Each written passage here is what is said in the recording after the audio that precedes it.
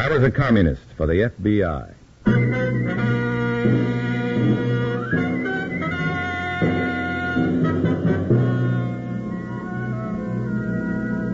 Starring Dana Andrews in an exciting tale of danger and espionage. I was a communist for the FBI.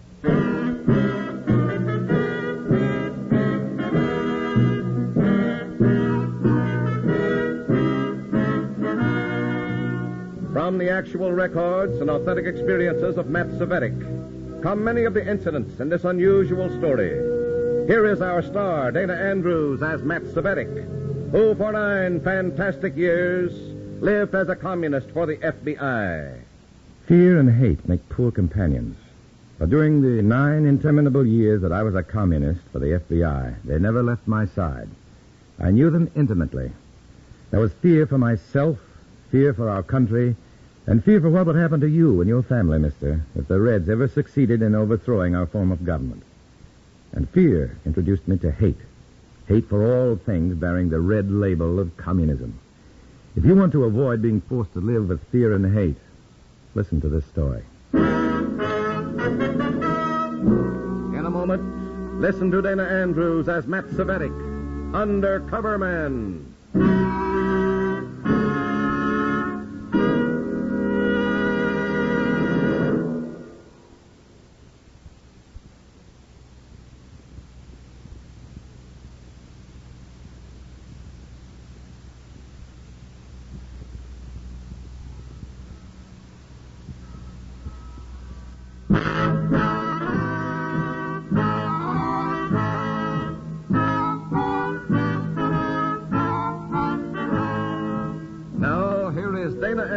As Matt Cvetic, Undercover Man. This story from the confidential file is marked Red Gold.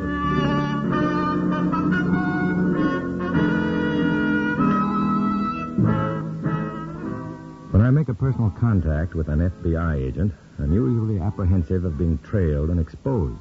But tonight I'm fairly relaxed. I have no feeling of having been followed to the rendezvous. And as we drive around the outskirts of the city, while I make my report, I have no sense of impending danger. Later, I wonder what could have given me this false sense of security. It may have been the agent's attitude. Well, there's nothing startling in that report, Matt. No, it's strictly routine. I have a little something that might interest you. No? Have you ever heard any of the comrades mention a man named Razny? No, not that I remember. Is he a communist? We don't know. He's, at least he was, a very important member of a foreign purchasing commission. Killed? Disappeared from Washington yesterday, together with a fabulous amount of his country's gold. Oh, I see. What was that name? Razny. He may have absconded. And then again, he was known to associate with some pretty important Reds. The communists could do plenty of damage with that amount of money. Well, I'll keep my eyes and ears open. Good. Through the State Department, Razny's government has requested the Bureau to investigate the disappearance. So we're giving it a pretty high priority. Oh? Well, it sounds a little out of my line. Any special instructions? No.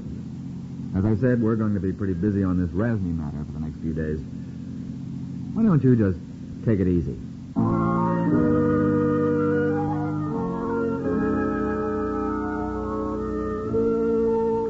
Why don't you just take it easy? These are the instructions I've been waiting for. As soon as the agent lets me out of the car, I rush home and call a girl I've been wanting to see for weeks. I've been forced to break my last date with her because of last-minute party business, and she isn't too anxious to give me another chance. But I finally persuade her that it won't happen again, and she agrees to go out with me. I've just finished shaving when the phone rings.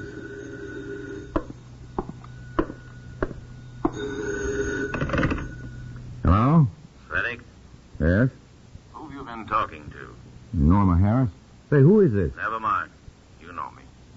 Oh, Now, these are orders, so pay attention. I'm listening. I want to talk to you. Now, don't leave your room until you're contacted. Well, I was just going out. Well, don't. But look, I I've got told you before. These are orders. Okay. Be prepared to leave town immediately.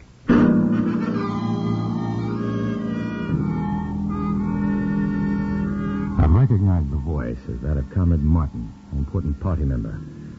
So I called my date and asked for a rain check. She asks when, and I can't give her a definite answer. The Communist Party has cost me one more friend. When Comrade Martin finally knocks at my door, I make no effort to hide my resentment. Hello, Comrade Svennick. Come in. You don't seem very happy. What's the job this time? You're to drive these comrades in my car.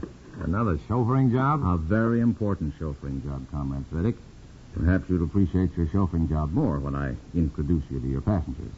This is Comrade Bertha Welch and Comrade Rasney. Comrade Rasney? Yes. You may have read in this evening's papers that he's missing from Washington. Oh, yes. The fools believe that I'm a common absconder. No, I thought I remembered something about a large sum of money. Comrade Rasney has transferred most of the funds of his government purchasing commission to Mexico City. Where I will turn them over to the party as soon as Comrade Welch and I reclaim them. Do I drive them all the way to Mexico City? No, just to Arville. It's about 100 miles from here on... I know where it is. Who gets the drive to Mexico City? I've no idea. They'll have many drivers between here and there and many cars. Well, that should make them hard to trace if anyone's looking for them. That is the idea, Comrade Svennick. Now drive carefully. Your passengers are extremely valuable to the party.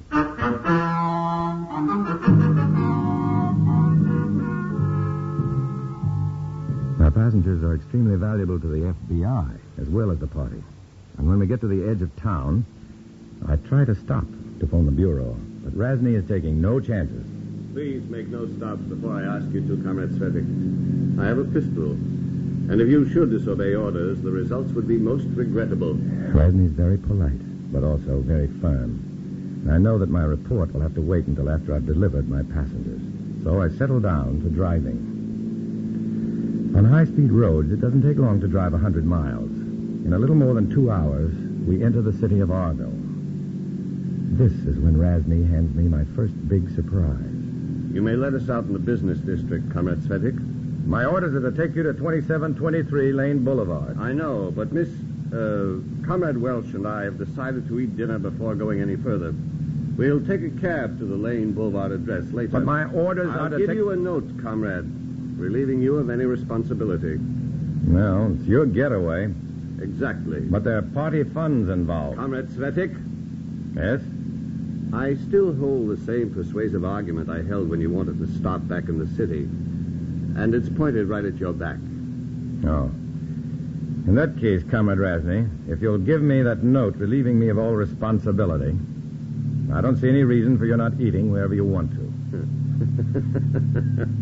You're a reasonable man, Comrade Svennick. You should live a long time.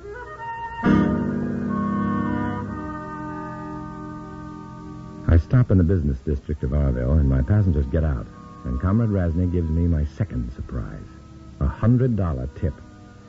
Then, checking to make sure that I'm not followed, I drive until I locate a phone booth and report to the FBI.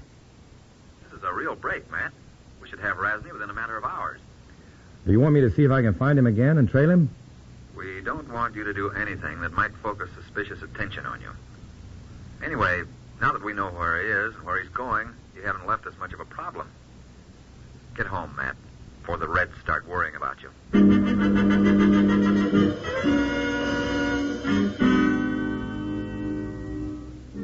So I drive back to the city, feeling pretty comfortable and satisfied with myself. There's no light in Comrade Martin's house when I drive up, so I just put his car in the garage and walk home. I've emptied my pockets under the top of my dresser, and I'm getting ready for bed when there's a knock at my door. I open the door and see Comrade Martin standing in the hall. There's another man with him, and instinctively, I know this man's from the NVD. If you'll get out of the doorway, Comrade Svennick, we'd like to come in. Oh, sorry, Comrade Martin. I was just getting ready for bed, and We can see that. Now, please shut the door. Sure. Comrade Svennick, this is Comrade Bortha. How do you do, Comrade? Comrade Bortha's with the MVD. He wants to ask you some questions. What about? Why, I'll handle that, Comrade Martin. Did you drive Rasney and his girlfriend to Arville? Yes, I was ordered to. Answer my question. Well, of course I did. I always follow orders. So? Then why didn't you deliver them to 2723 Lane Boulevard? Because Comrade Rasney said that he and Comrade Welch wanted to eat. He ordered me to let him out in the business district. You take orders from anyone, then, no? I was not ordered to prevent his eating, and Comrade Razny gave me his orders at the point of a gun. Do you expect me to believe that? I don't care whether you believe it or not. It's the... What was that, Comrade Svetic? What? Oh. Well, naturally, I want you to believe it because it's the truth. Look, if you tell me what this is all about, I might be a lot more helpful. You'll be helpful, Comrade, no matter what I tell you. Now, just a second. I don't know you any better than you know me. If I'm to accept you at face value, you'll have to reciprocate. Very well, Comrade Svetic. Here's the situation. After we helped Razny disappear from Washington, we learned that the funds he had transferred to Mexico City and which he was to deliver to the party there have been retransferred by Razny's girlfriend. Where were they transferred to? If we knew that, we would be waiting there for Razny to arrive. He and that woman have simply used the party to facilitate his disappearance. Since you were the last party member to have contact with them and admit that you did not deliver them to the ordered destination, you are suspected of being a partner in Razny's conspiracy. That's ridiculous. That's what I told him, Comrade Svetic. Why, I tried to get out of this assignment. I had a date for tonight. That's true. Only a fool would be without an alibi. That's no alibi. It's the truth. Call the girl and ask her. I'll give you the number. Perhaps I will. Later. Do you usually carry $100 bills, Comrade Svetic? No. It was given to me. Oh. You must have very wealthy friends. Yeah. I have friends. Where did you get this $100 bill? As a matter of fact, I got it from Raz. Did you hear that, Comrade Martin? I heard, Comrade Walter. Well, look, it's very easy to explain. I think you had better leave, Comrade Martin. I would like to question Comrade Svetic. Alone.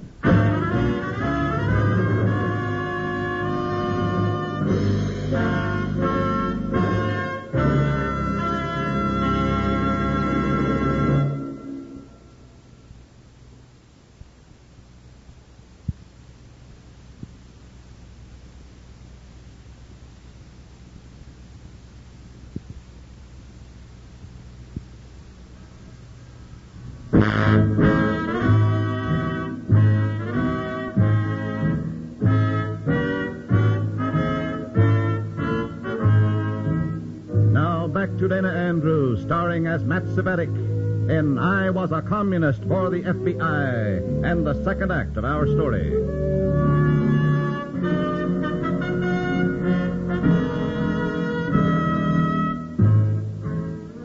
I've known fear many times, but this fear is different. For the first time since I became a communist for the FBI, the Red Secret Police, the MVD, has real evidence against me. I'm innocent this time, but the evidence is hard, circumstantial. And when Comrade Martin, now believing that I'm guilty, walks out of my room, leaving me alone with Comrade Borta, the MVD goon, the strangling hands of terror clutch my throat, and I have difficulty in answering Borta's questions. Why did you lie to me, Comrade Svetic? I didn't lie. Do you expect me to believe that Razny gave you $100 for no reason? I told you. It was a tip. $100 tip?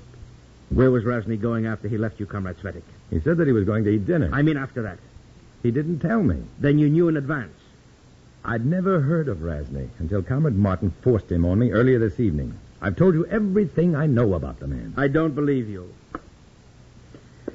However, I have other things to do at the moment, so I'm going to give you some time to refresh your memory. But I tell you, Comrade Borta, I'm innocent. Many have told me that, Comrade. But invariably I have found some way to secure a confession. Don't try to leave this place before morning, and don't make any phone calls. Borta leaves, and in time I go to bed, and I don't sleep. I have to get to the FBI. But it's 10 o'clock the next morning before desperation gives me the courage to risk Borta's anger and leave my room. I stop at the door and look out into the street. There's a man across the street watching my place. I go to the back door, and there's another man in the alley watching. So I return to the front and wait for a flurry of traffic to give me a chance to slip out. I almost get away without being seen when the goon looks down the street just in time to stop me. He signals me to stop. I don't, and the chase is on.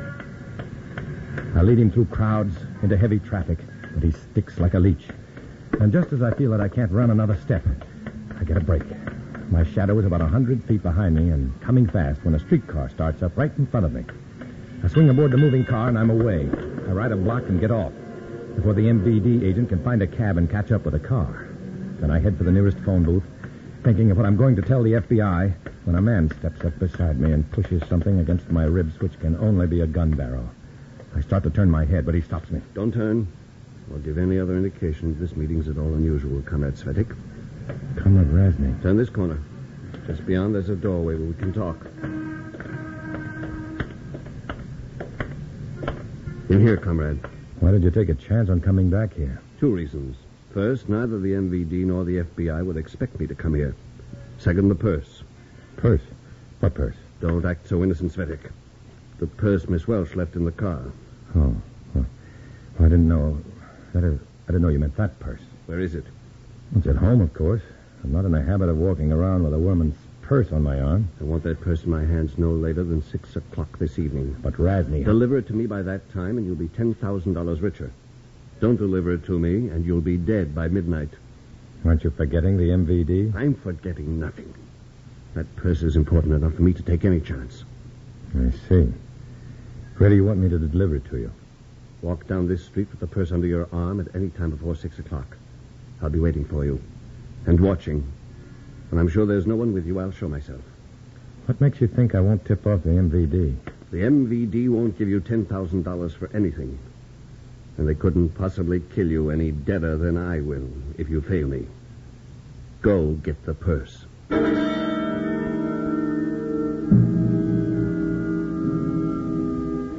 With Razny trailing me and the MVD looking for me, I have too many enemies to watch, so I can't take a chance on phoning the FBI. Instead, I head for Comrade Martin's house where, if I'm lucky, the purse Razny mentioned may still be in the car. I pass the house walking on the opposite side of the street. I can see no sign of anyone being home, so I sneak back down the alley and enter the garage. I open the car door and get into the back seat, but I can see no purse. Then I slip my hand down behind the cushion and I feel it, just where Miss Welch must have hidden it. It sticks for a second as I try to pull it free. Then it comes with a rush, and everything in the bag spilled on the car floor. It isn't much, just a comb, a lipstick, a mirror, and a coin purse. No identification, nothing of importance that I can see. But it's worth $10,000 to Razny. I'm thinking about that when a voice behind me says... Give me that purse. Comrade Bortha. Give me that purse. Take it. I thought you might be returning to the car for some reason, Comrade Svetic. It was a good hunch. Whose purse is this? Hey, it belongs to a friend of mine. What's her name? Norma Harris. The girl I had to break my date with. And how did her purse get in Comrade Martin's car? Well, after I got back from Arville last night, I drove out to her house and picked her up. We went for a ride. Is that where you were? Certainly. You don't think coming back to get that purse was my idea, do you? Well, it wouldn't be very clever. Here, take it. Am I free to return it? Later, after the Razny situation is settled. At present, Comrade Svetic, I haven't time to escort you home. But in the event that you are not there when I call, I shall accept your absence as proof of your guilt in this Razny matter. And act accordingly. After leaving the MVD goon Bortha, I stop at a phone booth on my way home and call the FBI.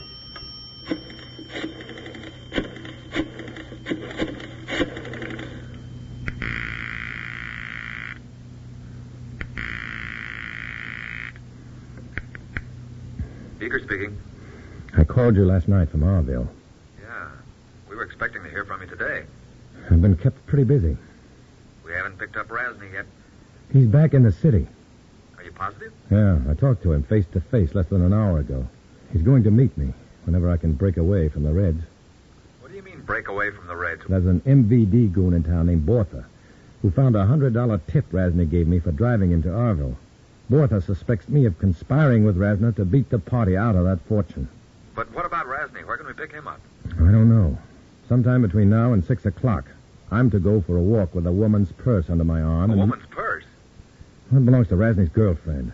I haven't been able to find anything extraordinary about it, But somehow it's important enough for Razny to risk coming back for it.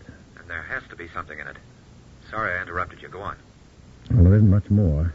I'm to shake the Reds somehow, sometime between now and 6 o'clock, and walk around the business district near 12th and Juniper until Razny decides I'm clear and then picks me up. I see. Matt, wait at your place an hour before shaking the Reds so that we can get plenty of agents in the district. Okay. This Razny's big game, Matt. We can't afford to let him get away.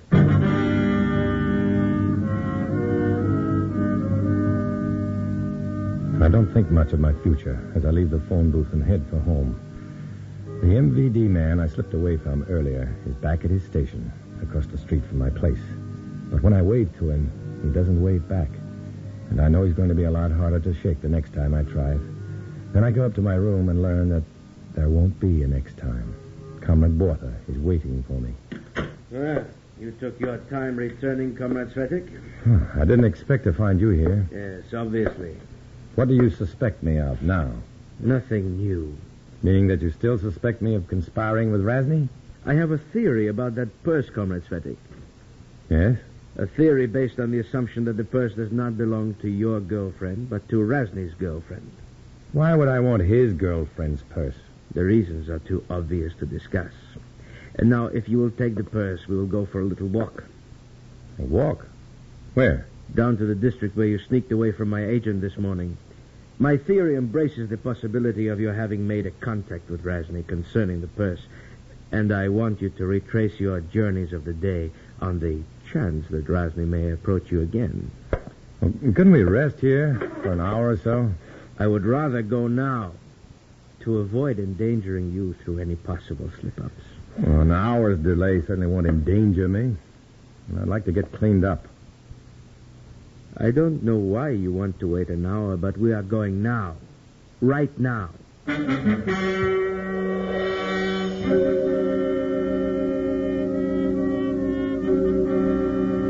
As I near the business district with Comrade Bortha trailing me at a distance, my blood pressure rises. My nerves begin to shriek.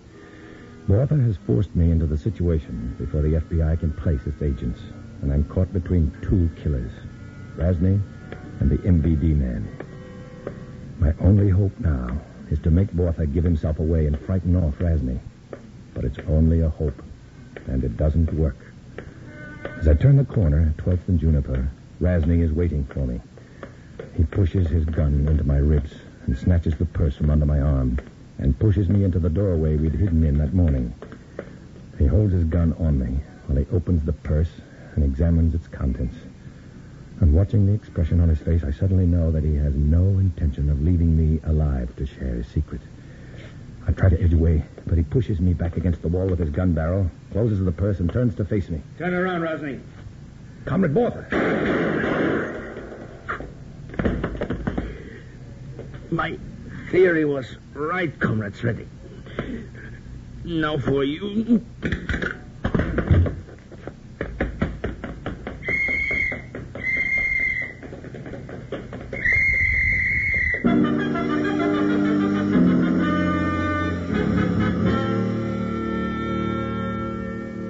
You'll never have a closer one than that, Matt. I hope not.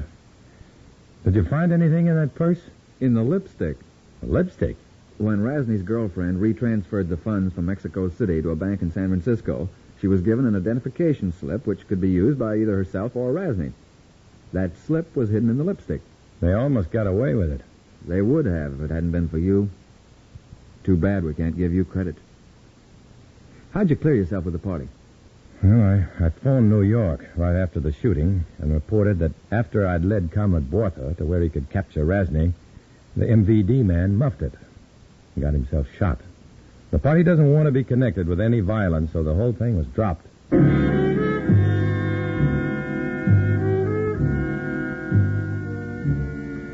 The crocodile tears I shed over Comrade Bortha's death were no more insincere than those that would have been shed over me had I suffered Bortha's bad luck.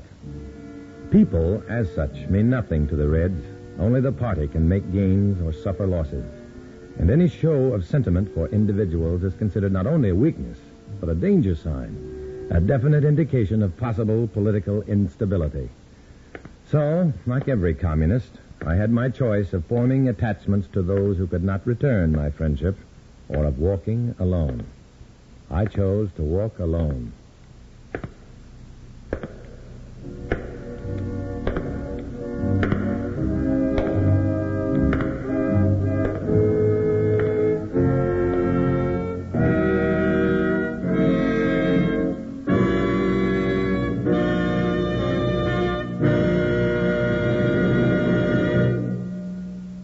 Dana Andrews will return in just a moment.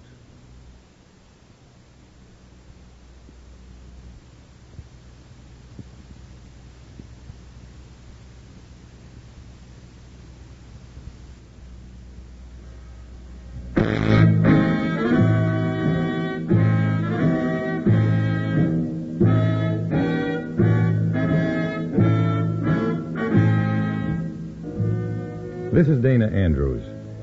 Today, the war is silent, and the greatest casualties are truth and honor. Tomorrow, bombs could shatter the silence. But silent or thundering, the war is on. A war which must eventually bring about the elimination of either freedom or slavery. Freedom or slavery for every one of us. To protect innocent persons, names, dates, and places are fictitious. But the danger they warn against is very real. Next week, we'll bring you another strange adventure based on the fantastic experiences of Matt Cvetic. Join us, won't you?